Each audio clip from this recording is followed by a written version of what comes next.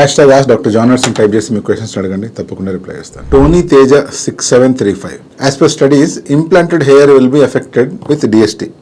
So you need to use medicine as you need hair. ఈ అబ్బాయి ఏమడుగుతానంటే, studies చెప్తున్నాయి ఇట్లా డిఎస్టీ ఇంప్లాంటెడ్ హెయిర్ మీద కూడా ఎఫెక్ట్ చేస్తుందేమో కదా, మరి అలాంటప్పుడు ఆ ఇంప్లాంటెడ్ చేసిన హెయిర్ కోసం చాలా రోజుల వరకు మెడికేషన్ వాడుతూ ఉండాల్సిన అవసరం ఉందా అని. ఇక్కడ మనం ఫ్యాక్ట్ చెక్ చేసుకోవాలి.